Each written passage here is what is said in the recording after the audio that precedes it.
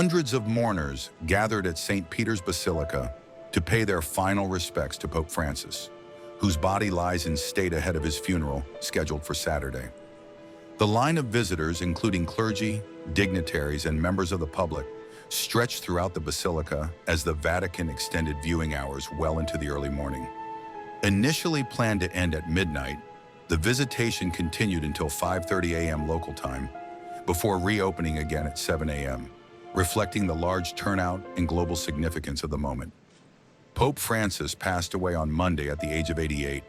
He died in his residence at Casa Santa Marta following complications from double pneumonia.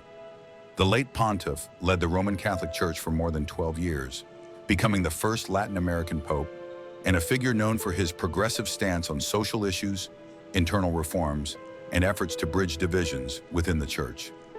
Inside the Basilica, visitors quietly filed past the coffin, pausing briefly to bow their heads, pray, or make the sign of the cross.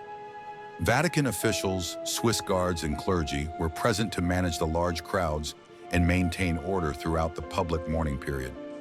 Francis's papacy was marked by a focus on inclusion, environmental responsibility, and outreach to marginalized communities. His leadership was welcomed by many, but also drew criticism from more conservative factions within the church, who viewed his reforms as too expansive. Despite internal challenges, Francis remained a highly visible and globally recognized figure until the end of his life. His final public appearance was on Easter Sunday, when he delivered the traditional Urbi et Orbi blessing from the balcony of St. Peter's Basilica. He also met privately that day with U.S. Vice President J.D. Vance, his last official meeting before his death. The Vatican has confirmed that the funeral will be held on Saturday morning in St. Peter's Square.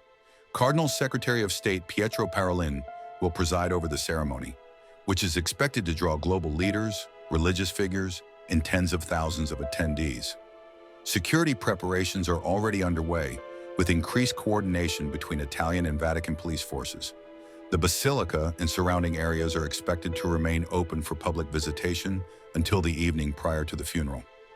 Francis' passing marks the end of an era defined by outreach, reform, and significant public engagement. His efforts to make the church more accessible, especially to the poor and marginalized, have left a lasting impact on Catholic communities around the world.